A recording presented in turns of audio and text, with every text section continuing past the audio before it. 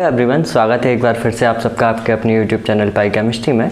तो अभी तक हमने अपनी सॉलिड स्टेट में पैकिंग तक कंप्लीट कर लिया था। आज हम लोग को वॉइड्स पढ़ने हैं, डिफेक्ट्स पढ़ने हैं और रेडियस रेशियो पढ़ना है। तो किस किस टाइप से हम लोग पढ़ेंगे हम वो देख लेते हैं। एक छोटी सी समरी। सबसे पहले हम लोग वॉइड्स पढ़ेंगे। क्लियर? वॉइड्स में हम लोग दो टाइप की वॉइड्स पढ़ेंगे, एक तो टेट्राहेड्रल वॉइड और दूसरा ऑक्टाहेड्रल वॉइड्स। इसके बाद हम लोग पढ़ेंगे अपना रेडियस रेशियो। रेडियस रेशियो ये अपन लोग चार टाइप के लिए पढ़ लेंगे। चार टाइप की जो सिस्टम होंगे उनके लिए पढ़ लेंगे। एक तो ऑक्टाहेड्रल वॉइड्स के लिए पढ़ेंगे, एक टेट्राहेड्रल वॉइड्स के लिए पढ़ेंगे, एक ट्राइगोनल वॉइड के लिए पढ़ेंगे और एक हम पढ़ेंगे क्यूबिक वॉइड के लिए। ठीक है, ये चार टाइप के वॉइड्स के लिए हम लोग अपना रेडियस रेशियो पढ़ेंगे। और सबसे लास्ट में जो हम पढ़ेंगे वो होगा डिफेक्ट्स, कि किसी भी सॉलिड्स में कितने टाइप के डिफेक्ट्स हो सकते हैं। तो सॉलिड डिफेक्ट्स जो होते हैं वो अपने दो टाइप के पढ़ने हैं। हम लोग के कोर्स में जो है वो दो टाइप के डिफेक्ट पढ़ने हैं। एक तो स्टोइकियोमेट्री और दूसरा नॉन स्टोइकियोमेट्रिक।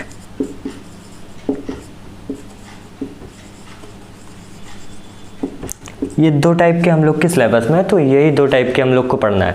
वैसे तो डिफेक्ट्स होते हैं, पॉइंट डिफेक्ट होता है, लाइन डिफेक्ट होता है। तो पॉइंट डिफेक्ट का ही ये सब एग्जाम्पल होते हैं, एक स्टोइकियोमेट्रिक एक नॉन स्टोइकियोमेट्रिक। क्लियर? तो ये सब हम लोग पढ़ेंगे। तो आज का जो अपना पहला टॉपिक है वो है वॉइड्स। क्लियर? वॉइड्स को स्टार्ट करने से पहले मैं आप लोग से एक बात बोलना चाहूँगा कि जिसने अभी तक पुराने लेक्चर्स नहीं देखे हैं वो लेक्चर्स कंप्लीट कर लें, क्योंकि आज का जो लेक्चर है वो पिछले लेक्चर से रिलेटेड ही होगा। जो जो हमने अपने पिछले लेक्चर्स में अभी तक कंप्लीट किया है उसी को बेस पे लेके हम लोग आज का लेक्चर कंप्लीट करेंगे। इसलिए जिसने लेक्चर नहीं देखे हैं वो पुराने लेक्चर देखते जाइए। मैंने अपने हैंडमेड नोट्स भी डाल रखे हैं, आपको आज के लेक्चर के भी हैंडमेड नोट्स मिल जाएंगे। इसलिए पुराना लेक्चर देखेंगे आपको और अच्छे से क्लियर होता जाएगा। तो आज के हम अपने जो पहले टॉपिक पे आते हैं वो है अपना वॉइड्स। तो वॉइड्स क्या होते हैं? जो क्रिस्टल सिस्टम की जो पैकिंग होती है बहुत क्लोजली होती है, बहुत क्लोजली पैकिंग होती है, लेकिन उस पैकिंग के बाद भी कहीं ना कहीं पे कुछ स्पेस खाली छूट जाता है। जो स्पेस खाली छूटता है उस खाली स्पेस को ही हम लोग वॉइड्स कहते हैं। यानी हम क्या बोल सकते हैं? वेकेंट स्पेस जो अपना छूटता है, वेकेंट स्पेस जो अपना छूटता है, इसको हम लोग क्या बोल सकते हैं? वॉइड बोलते हैं। क्लियर? तो जो क्रिस्टल के बीच में जो भी वेकेंट स्पेस होगा उसको हम लोग बोलेंगे वॉइड। अब क्रिस्टल सिस्टम की जो वॉइड हम लोग को पढ़नी है वो हम लोग को दो टाइप की वॉइड पढ़ने हैं। एक तो टेट्राहेड्रल वॉइड्स और दूसरा ऑक्टाहेड्रल वॉइड्स। अब भाई टेट्राहेड्रल वॉइड्स क्या है, ऑक्टाहेड्रल वॉइड्स क्या है, इसको हम लोग समझेंगे अभी। जो हमने पिछले लेक्चर में HCP पढ़ा था, हेक्सागोनल क्लोज्ड पैकिंग, इसीलिए मैं बोल रहा हूँ कि आप लोग पिछला लेक्चर अच्छे से देख लेना एक बार। तो जो हमने पिछले लेक्चर में पढ़ा था, लास्ट वाला आप लोग याद कीजिए, CCP पढ़ रहे थे हमने, उसमें कोऑर्डिनेशन नंबर हमने 12 बताई थी, आपको बोला था उसमें टेट्राहेड्रल वॉइड्स भी होती है और ऑक्टाहेड्रल वॉइड्स होती है। क्लियर? तो वहीं से ये दोनों वॉइड्स आएंगे। तो सबसे पहले हम लोग अपना टेट्राहेड्रल वॉइड्स के बारे में पढ़ेंगे, फिर हम लोग ऑक्टाहेड्रल वॉइड्स को अच्छे से समझेंगे। क्लियर? तो हम पढ़ते हैं टेट्राहेड्रल वॉइड्स। हमने टेट्राहेड्रल वॉइड्स पिछले लेक्चर में पढ़ लिया था, मतलब आपको बता तो दिया ही था कि ऐसी वॉइड जो चार एटम्स के बीच में हो।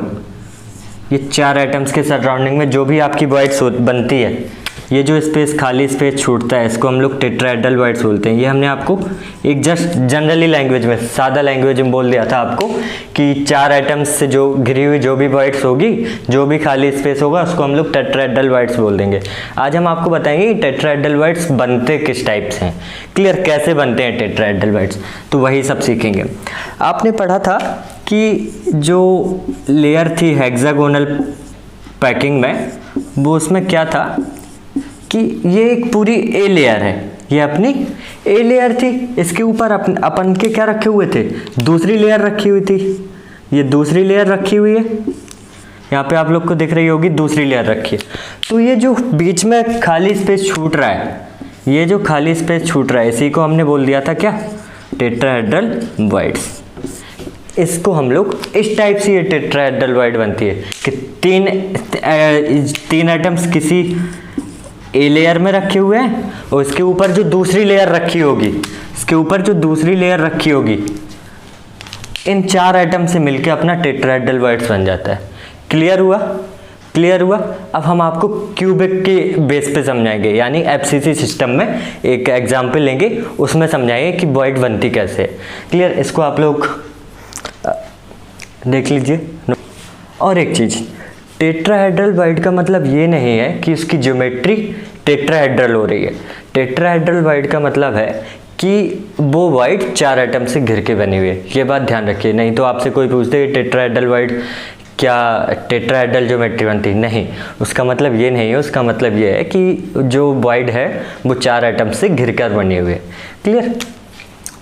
तो अब हम लोग समझेंगे एफसीसी के बेस पे लेके, या एक कोई सिस्टम ले लेते हैं अपना। ये सिस्टम लिया हमने। क्लियर? अब देखो इसमें क्या था, एफसीसी है, एफसीसी यही होता है।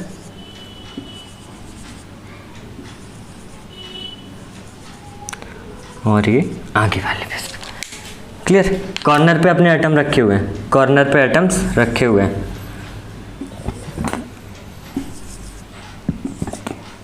इसमें ये टेंशन नहीं लेना है, कॉर्नर पे एटम्स नहीं है, सारे कॉर्नर्स पे एटम है। ठीक है, ये अपना एफसीसी बन गया। अब देखो यहाँ पे एक ये क्यूब डायगोनल जा रहा है। ये क्या है अपना, ग्रीन कलर से मैं बना देता हूँ। ये एक अपना,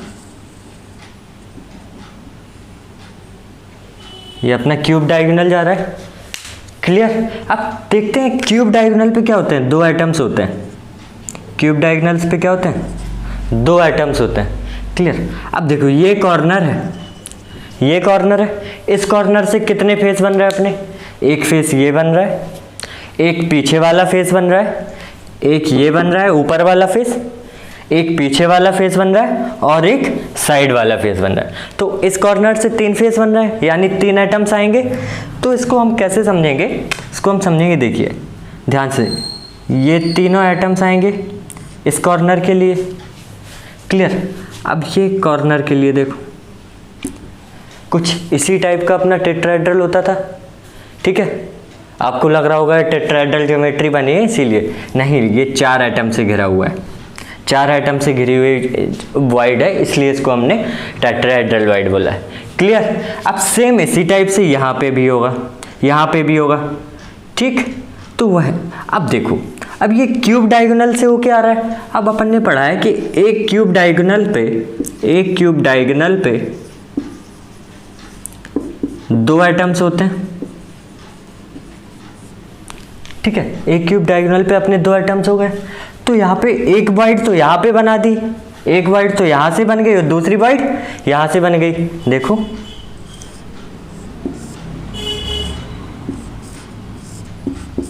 एक वाइड ये बन गई, एक वाइड ये बन गई। क्लियर? यही हुआ, एक क्यूब डायगोनल पे 2 वाइड बन गई। अब पूरे जो अपना एक क्यूब होता है उसमें कितने डायगोनल होते हैं, 4 क्यूब डायगोनल होते हैं, 4 क्यूब डायगोनल होते हैं। क्लियर? एक क्यूब डायगोनल में 2 एटम और 2 वाइड बन रहे हैं। एक क्यूब डायगोनल से अपनी 2 वाइड्स बन रही हैं। तो 4 क्यूब डायगोनल से अपनी कितनी वाइड्स बनेगी, 8 वाइड्स बन जाएंगी। और ये जो 2 वाइड्स हैं वो कैसी वाइड्स हैं, टेट्राहेड्रल वाइड्स हैं। समझिए आप लोग, ये अपना पूरा क्यूब डायगोनल है, ये एक टेट्राहेड्रल वाइड बन गई, या एक यहाँ से टेट्रा। तो एक क्यूब डायगोनल से अपनी 2 टेट्राहेड्रल वाइड्स बनी है। तो 4 क्यूब डायगोनल से कितनी बनेगी, 8 टेट्राहेड्रल वाइड्स बन जाएंगी। और ये अपना एफसीसी सिस्टम है। एफसीसी सिस्टम में कितने एटम्स होते हैं टोटल, 4 एटम्स होते हैं, एक तो कॉर्नर वाला और 3 फेस वाले, तो 4 एटम्स होते हैं। अब देखो 8 टेट्राहेड्रल वाइड्स, 4 एटम्स से 8 टेट्राहेड्रल वाइड्स। तो एक एटम से कितनी बन जाएगी, 2 टेट्राहेड्रल बॉन्ड्स। इसको हम लोग एक जनरल लैंग्वेज में क्या बोल सकते हैं कि अगर किसी सिस्टम में n स्फीयर्स हैं, लाइक n एटम्स हैं, n स्फीयर्स का मतलब n एटम्स हैं, तो उससे कितनी टेट्राहेड्रल बॉन्ड्स बनेगी? 2n tetrahedral bonds, 2n tetrahedral bonds. Clear? समझ में आया? नोट कर लीजिए, इसको स्क्रीनशॉट ले लीजिए। ठीक है, अब आता है अपना ऑक्टाहेड्रल बॉन्ड्स। तो ऑक्टाहेड्रल बॉन्ड्स का मतलब है कि जो भी बॉन्ड बनेगी वो 6 एटम्स के बीच की बॉन्ड बनेगी, 6 एटम्स के बीच की बॉन्ड बनेगी। क्लियर? दूसरे पेन से और दिखा देते हैं हम अगले एटम्स। ये आपका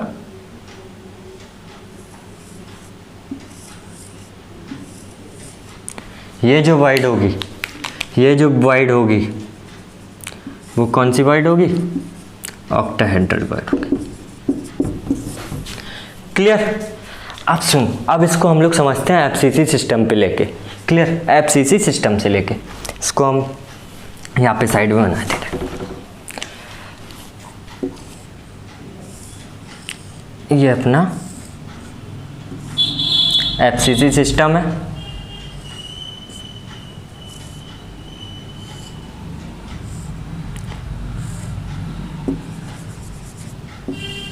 ये अपना एफसीसी सिस्टम हुआ। अब यहाँ से ये फेस पे रखे हुए हैं एटम्स, कॉर्नर पे रखे हैं सारे एटम्स, कॉर्नर पे ध्यान दीजिए, कॉर्नर्स पे एटम रखे हुए हैं और 3 एटम्स ये फेस वाले हो गए। क्लियर? अब ये इन एटम्स के बीच में जो वॉइड बच रही है, बीच वाला जो स्पेस बच रहा है, यही तो वॉइड बना रही है। ये कौन सी वॉइड बना देगी आपकी? ऑक्टाहेड्रल वॉइड बना देगी, ऑक्टाहेड्रल वॉइड बना देगी। क्लियर? और एक चीज ध्यान दीजिए, ये जो एटम रखा हुआ है ये आपके बॉडी के सेंटर में दिख रहा होगा, बॉडी के सेंटर में रखा हुआ है। क्लियर? अब देखो, अब इसको अगर हम और अच्छे से समझें और अच्छे से एक्सप्लेन करें आपको डायग्राम से, तो कुछ इस टाइप से एक्सप्लेन कर सकते हैं। ध्यान से देखिएगा, इसको ध्यान से देखिएगा, इसको एकदम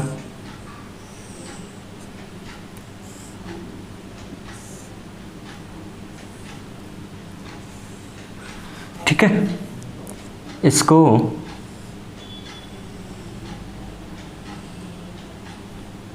इस टाइप से बना सकते हैं।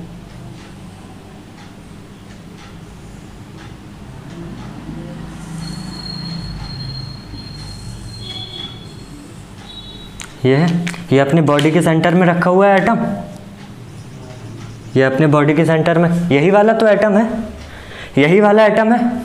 इसको हमने, देखो ध्यान से देखिए, बहुत समझने वाली चीज है। ये 6 एटम से घिरा हुआ है, तभी तो ये टेट्राहेड्रल बॉन्ड्स बनेंगे। यही तो 6 एटम्स हैं आपके फेस वाले, देखिए। क्लियर?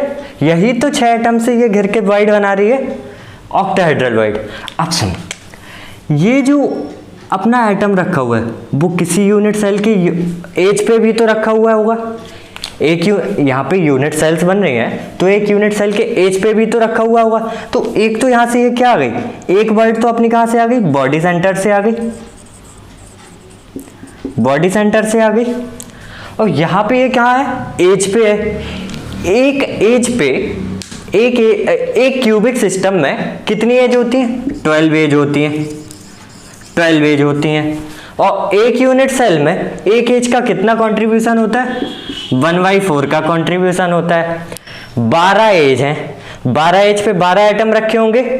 क्लियर? तो 12 एटम, एक एटम, एक से कितने का कंट्रीब्यूशन? 1/4 का। तो यहां से कितनी बॉन्ड्स बन गई आपकी? 3 बॉन्ड्स यहां से आ गई, 3 बॉन्ड्स यहां से आ गई। समझिए, एक तो बॉन्ड यहां से आ गई और 3 बॉन्ड यहां से आ गई। क्लियर? तो टोटल ऑक्टाहेड्रल बॉन्ड्स कितनी हो गई? 4।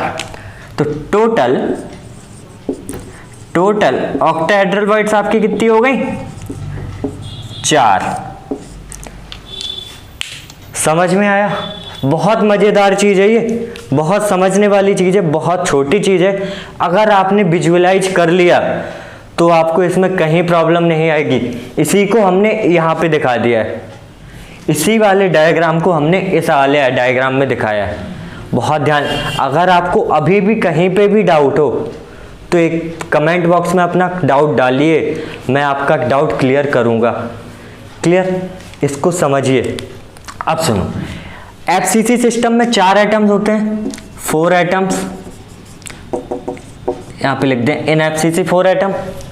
कितनी ऑक्टाहेड्रल बॉडी बन रही है? 4 ऑक्टाहेड्रल बॉडीज बन रही हैं। तो एक एटम से कितनी बनेगी? एक बॉडी बनेगी। तो यहाँ पे हम क्या लिख सकते हैं कि n स्फीयर हैं, n स्फीयर्स हैं, n स्फीयर्स हैं। n स्फीयर्स से कितनी ऑक्टाहेड्रल बॉडीज बनती हैं? n octahedral bodies, n octahedral bodies. ये क्वेश्चन आया हुआ है एग्जाम में, बड़े बड़े एग्जाम्स में आते हैं ये क्वेश्चन, बहुत अच्छे क्वेश्चन हैं। n स्फीयर से n ऑक्टाहेड्रल बॉडीज और n स्फीयर से अभी क्या बताया था? 2n tetrahedral bodies. डायरेक्ट यहीं से क्वेश्चन पूछ दिया जाता है कभी कभी। स्क्रीनशॉट ले लीजिए इसका, आगे बढ़ते हैं।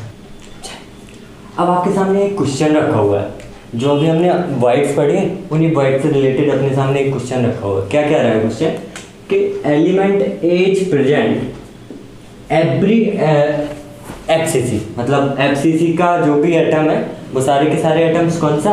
ए। तो एफसीसी में कितने एटम होते हैं? 4 एटम्स होते हैं एफसीसी में। तो ए एटम कितने हुए? 4। क्लियर, समझ में आया? एफसीसी में 4 एटम होते हैं और एफसीसी का एवरी एलिमेंट कौन सा आपका? ए है। तो ए कितने एटम हो गए? 4। ठीक, आगे बढ़ते हैं। आगे क्या कह रहा है? Atom B is present at every octahedral void. अब आपकी ऑक्टाहेड्रल बॉडीज कितनी होती है? 4 ऑक्टाहेड्रल बॉडीज होती हैं। ठीक है, 4 ऑक्टाहेड्रल बॉडीज होती हैं। तो बी कहाँ पे? सारी की सारी ऑक्टाहेड्रल बॉडीज पे। तो यानी कि बी भी कितने हुए आपके? 4 एटम। बी भी कितने हुए? 4। अब क्या आगे? C atom is present at 25% of tetrahedral voids. अब टेट्राहेड्रल बॉडीज कितनी होती है अपनी? टेट्राहेड्रल बॉडीज कितनी होती है? 8 होती हैं। अब 25% है ना इसका, तो इसका 25% कर दो। तो 2 एटम आपके कहाँ पे? 2 एटम कौन से हो गए आपके? C atom. 25% टेट्राहेड्रल बॉडीज में, यानी सी कितने एटम हो गए? 2 एटम हो गए। अब अपन को क्या करना है? सिंपलेस्ट मॉलिक्यूलर फॉर्मूला देना है, तो लिख दो A4 B4 C2। सिंपल और हो सकता है तो A2 B2 C। That is the answer. मजा आया करने में? बहुत ही आसान क्वेश्चन था। उसने बोल रखा था कि आपका जो एफसीसी का एवरी एलिमेंट है वो है आपका ए, बी एटम है आपके, जितनी भी आपकी ऑक्टाहेड्रल बॉडीज होती हैं वहाँ पे, और जो आपका सी एटम है वो आपकी 25% टेट्राहेड्रल बॉडीज पे प्रेजेंट है। तो एफसीसी में 4 एटम होते हैं, तो ए 4 हो गए। ऑक्टाहेड्रल बॉडीज 4 होती हैं, 4 जगह ये एटम प्रेजेंट है, तो 4 एटम बी के हो गए। अब वो कह रहा है कि 25% यहाँ पे, तो 8 ऑक्टाहेड्रल बॉडीज होती हैं, तो 8 टेट्राहेड्रल बॉडीज होती हैं, सॉरी 25% करेंगे 8 का, तो 2 आ गई टेट्राहेड्रल बॉडीज। अब सी एटम प्रेजेंट है 2 टेट्राहेड्रल बॉडीज पे, तो 2 एटम कहाँ हो गए? सी के हो गए 2 एटम। तो A4 B4 C2। इसको और सिंपल किया तो A2 B2 और C। ये आपका आंसर था। स्क्रीनशॉट ले लीजिए। अब आज का अपना दूसरा टॉपिक है रेडियस रेशियो। तो रेडियस रेशियो होता है, ये होता है किसी भी क्रिस्टल सिस्टम में जो आपका आयंस का जो भी अरेंजमेंट होता है उसको बताने के लिए होता है, और ये बताता है कि वो क्रिस्टल क्रिस्टल की स्टेबिलिटी के लिए होता है। ठीक है, तो आपके जो किसी भी क्रिस्टल सिस्टम में आयंस होते हैं, 2 टाइप के आयंस हो सकते हैं, एक तो कैटायंस और दूसरा एनायंस। तो आपके जो भी कैटायंस होते हैं वो आपके एनायंस से छोटे होते हैं। ठीक है, छोटे होते हैं, तो छोटे होने की वजह से आपके जो भी एनायंस होते हैं, वो क्या करते हैं? आपके कैटायंस को सराउंड कर रहते हैं। आपका जो कैटायन होता है वो सारे के सारे एनायंस से घिरा हुआ होता है। क्लियर? अब जो इनका रेशियो आता है वो इस टाइप से आता है, आर प्लस का मतलब है ये कैटायन की रेडियस है, और जो आर माइनस होगा वो होता है एनाइंस का रेशियो। तो हम लोग को यही रेशियो निकालना होता है। इस रेशियो से हम लोग को क्या पता चलता है? इस रेशियो से हम लोग को पता चलता है स्टेबिलिटी ऑफ क्रिस्टल सिस्टम। तो क्रिस्टल सिस्टम की स्टेबिलिटी को बताने के लिए हम लोग ये रेडियस रेशियो निकालते हैं, और इससे जो भी अरेंजमेंट पता चल जाता है, आयंस का अरेंजमेंट पता चल जाता है। ठीक है, तो ये दो चीज़ें होती हैं, इसलिए हम लोग ये रेडियस रेशियो पढ़ते हैं। अब रेडियस रेशियो हम लोग 4 टाइप के वॉइड के लिए पढ़ते हैं। एक ट्राइएंगुलर, ठीक है, ट्राइएंगुलर, दूसरा टेट्राहेड्रल, तीसरा ऑक्टाहेड्रल, और चौथा लास्ट में आता है अपना क्यूबिक। तो यही सब हम लोग को पढ़ना है। ठीक है, पढ़ते हैं हम लोग। इसको आप नोट जरूर कर लीजिए, वैसे आपको हैंडमेड नोट्स मिल जाएंगे। जो भी आपकी ट्राइएंगुलर वॉइड्स होते हैं उनमें 3 एटम्स होते हैं। अब ट्राइएंगुलर वॉइड कैसे बनेगी? 3 एटम्स के बीच की जो वॉइड होगी उसी को तो हम ट्राइएंगुलर वॉइड बोलेंगे। क्लियर? तो जो भी ये वॉइड बनेगी उसको ट्राइएंगुलर वॉइड। अब ये बीच में जो वॉइड दिख रही है यही तो भी ट्राइएंगुलर वॉइड। तो ये एनाइंस हो गए आपके सारे के सारे। क्लियर? ये जो वॉइड है ये कैटायन हो गया। जो भी एटम्स रखा जाएगा बीच में वो कैटायन होगा।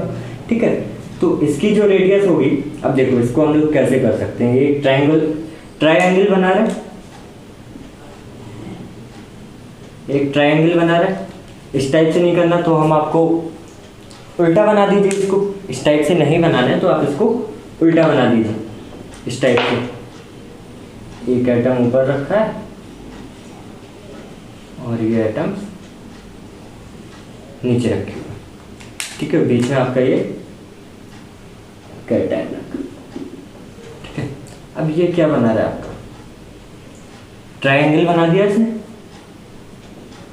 क्लियर? अब ये ट्राइएंगल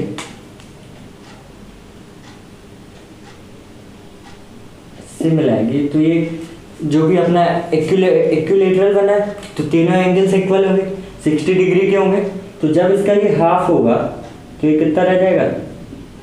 30 डिग्री का रह जाएगा। ठीक है, ये अपन को पता है। ये इसकी जो ट्राइंगल की एज है, ट्राइंगल की एज कितनी है? ए है। अब ये एज किसके इक्वल है? ये जो आयंस बने हैं एनायंस की रेडियस के इक्वल है। एक एनायन की रेडियस कितनी है? R minus. तो दो एनायंस की रेडियस है तो 2r माइनस, यही होगी। क्लियर? 2r minus. अच्छा, इसमें अपन को क्या लिखेंगे? अब cos theta equal to, cos theta equal to क्या होता है? Base upon hypotenuse square. तो बेस अपना क्या है? बेस है अपना इतना लेके चल रहा है, केवल इस वाले ट्राइंगल जितना भी हमने डार्क किया। तो इसमें क्या लिखेंगे? ये r माइनस होगा, केवल r माइनस। क्लियर? और अपॉन ये r प्लस, ये r प्लस प्लस इसकी ये r माइनस, इसके इक्वल आएगा। cos theta equal to, theta की वैल्यू 30 है तो cos 30 की वैल्यू हम सीधी लिखे दे रहे हैं, √3/2 is equal to r minus upon r plus r minus. ठीक है, इसको हम लोग करेंगे तो यहाँ पे लिख सकते हैं √3 r plus √3 r minus, √3r plus √3r minus equal to 2r minus. अब यहाँ पे क्या लिखेंगे? √3r plus equal to 2 minus √3r minus. तो यहाँ पे √3r प्लस इक्वल टू 2 में से ये √3 घटाएंगे, √3 की वैल्यू होती है 1.732, तो इसको सीधा लिख दे रहे हैं 0.27r माइनस। क्लियर? तो r plus equal to 0.27r minus upon √3 की वैल्यू 1.732, तो r प्लस अपॉन ये r माइनस नीचे आएगा इक्वल टू 0.155 आंसर आ जाता है। ये इसका रेडियस रेशियो है। नोट कर लीजिए इसको स्क्रीन। अब हम पढ़ते हैं अपना टेट्राहेड्रल। तो टेट्राहेड्रल को हम लोग समझेंगे बहुत ईजी तरीके से, आराम से समझेंगे। क्लियर, समझते चलिएगा। अरे छोटी मोटी चीज़ है, आपने अगर पिछला आपको समझ में आ गया होगा तो ये आपको कोई भी प्रॉब्लम नहीं आएगी यहाँ समझने में। ये आपके एनाइंस बने हुए हैं, ये आपके एनाइंस बने हुए हैं, देखिए।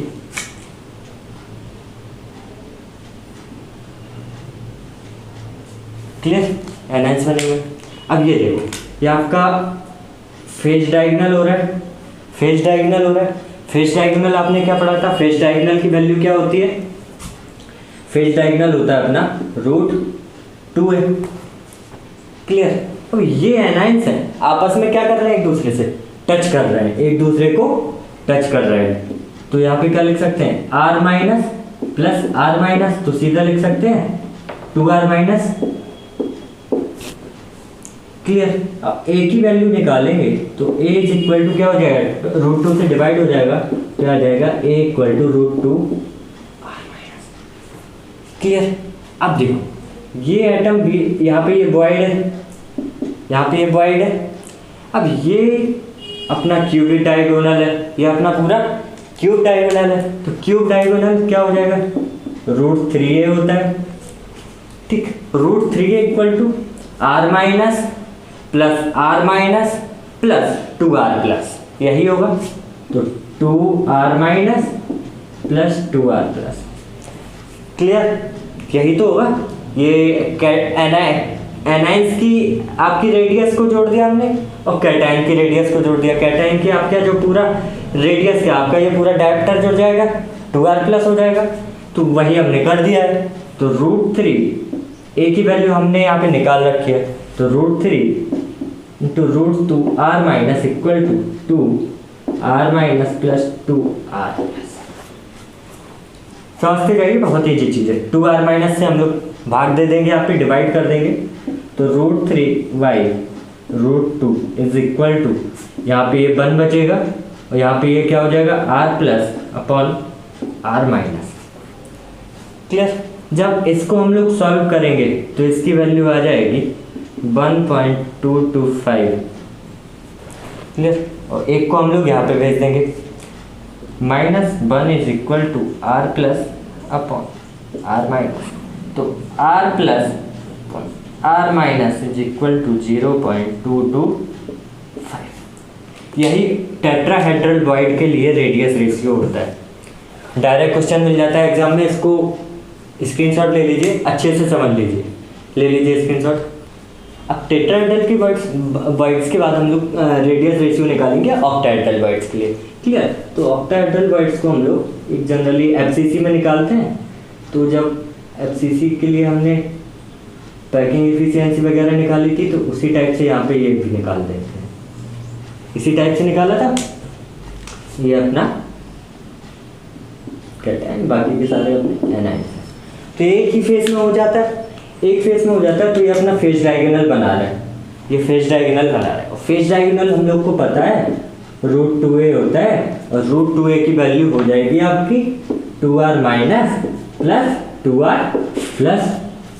क्लियर। इसको सॉल्व कर दो। अब एक चीज, यहाँ पे जो a की वैल्यू है, a की वैल्यू किसके बराबर है? ये minus r minus, sorry r minus plus r minus. तो a की वैल्यू किसकी है?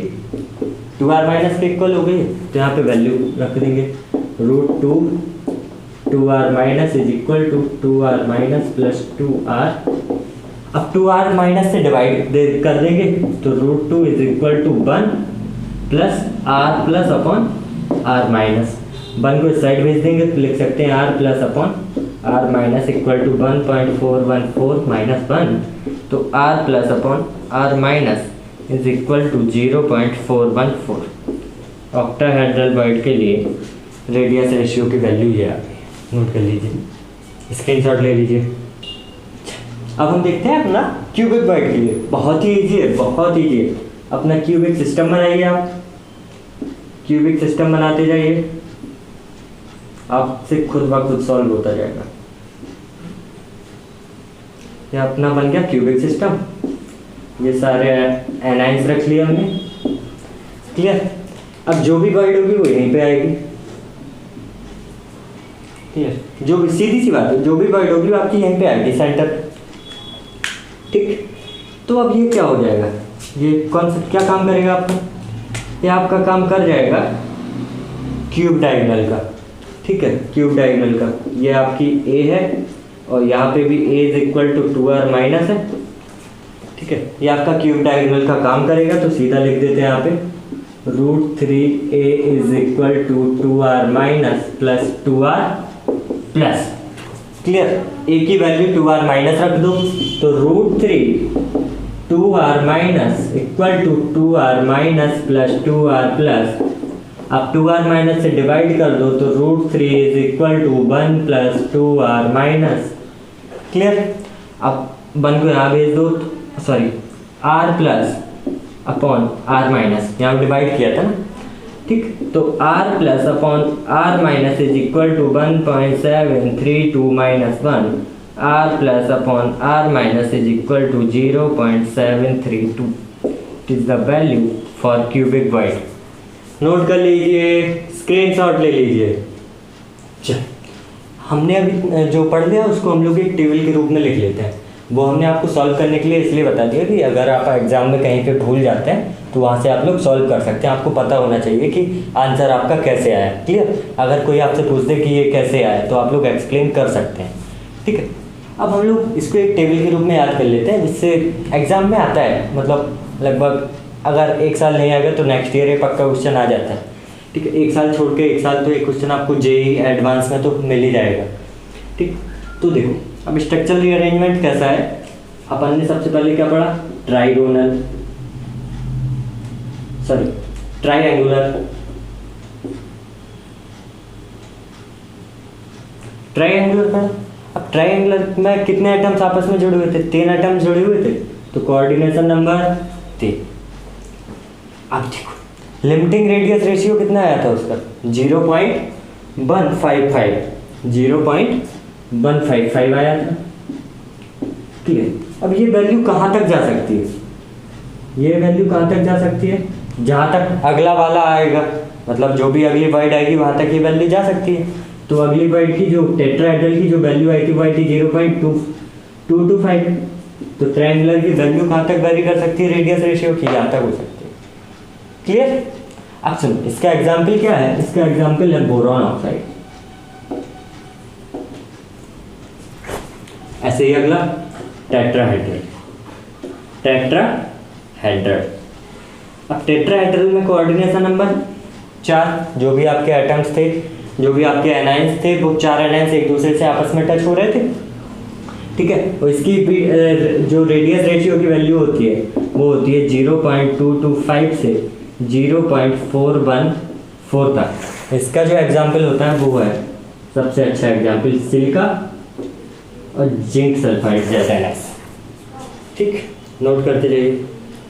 इसके बाद आता है ऑक्टाहेड्रल। ऑक्टाहेड्रल, ऑक्टाहेड्रल में आपकी जो कोऑर्डिनेशन नंबर होगी वो क्या होगी, 6। कोऑर्डिनेशन नंबर 6 होगी। और लिमिटिंग जो लिमिटिंग रेडियस रेशियो आएगा वो आएगा आपका 0.414 से, यहीं से तो आएगा। कहाँ तक जा सकता है, जहाँ इसके बाद वाला जो वैल्यू आएगी उसके पहले तक, तो 0.73। क्लियर। इसका जो एग्जाम्पल है, इसका जो एग्जाम्पल है वो है NaCl। NaCl और भी लिख सकते हैं हम लोग। ठीक है, MgO लिख सकते हैं, MgO2, और इसके अलावा आगे आते हैं हम लोग। अब अपना लास्ट जो वाइड बची है वो है अपनी क्यूबिक वाइड है। क्यूबिक में जो कोऑर्डिनेशन नंबर होगा वो कितना होगा, 8 एनाइंस एक दूसरे से जुड़े हुए होते हैं। क्लियर। और लिमिटिंग रेडियस रेशियो 0.732 वैल्यू आई थी इसकी, 1 तक हो सकती है, यूनिटी तक इसकी वैल्यू हो सकती है। क्लियर।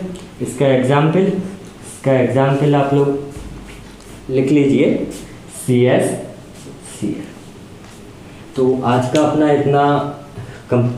अपना जो भी पढ़ा है यहाँ तक का टॉपिक कंप्लीट हो चुका है। अब जो अपना डिफेक्ट रह गया वो नेक्स्ट लेक्चर में हम लोग कर लेंगे बैंड थ्योरी के साथ साथ।